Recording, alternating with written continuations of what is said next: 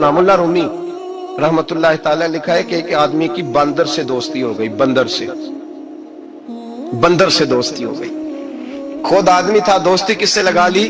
बंदर से। जी, बंदर से दोस्ती लगा ली।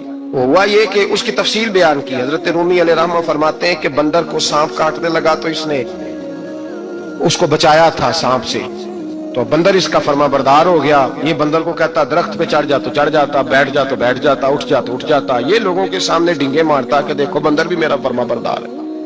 क्योंकि फरमाबरदारी से गर्ज है, मेरिट से गर्ज नहीं, सलाहियत से गर्ज। वो इस काबिल भी है मेरी दोस्ती के कि नहीं, इससे कोई गर्ज नहीं। मुल्ला रूमी कहते हैं कि उस शख्स को सारे लोगों ने समझाया कि ये तेरी दोस्ती के काबिल नहीं, ये जानवर है। बंदर को चाहिए किसी बंदर से दोस्ती करे, तो इंसान है, किसी इंसान से जराना लगा। ये तो बेचारा इस काबिल ही नहीं कि तेरी दोस्ती के मेयार पे पूरा उतर सके। उसने कहा तुम जलते हो, मेरी असल में बात मानता है, तुम्हारी मानता नहीं ना, तो तुम जलते हो। मैंने देखा है बड़ा भाई छोटे को मना कर रहा है, छोटा कह रहा है तुम्हें क्या पता, अम्मा अब्बा मना कर रहे हो, कहते हैं नहीं आपको क्या खबर। मुल्ला रूमी रहमतुल्लाह ताला अलैह फरमाते हैं कि वो सो रहा था तो बंदर उसके मुंह से मक्खियां उड़ा रहा था दरख्त के नीचे। पास कोई कुल्हाड़ी रखी हुई थी, दो एक मक्खियां ऐसी थी जो बड़ा तंग कर रही थी, उड़ती नहीं थी। पहले तो उड़ाता रहा, फिर जोश जज्बात में कुल्हाड़ी उठाई और दे मारी सर पे। जब सर पे कुल्हाड़ी मारी, किस लिए? मक्खी मारने के लिए, तो वो दो हिस्सों में तकसीम हो गया।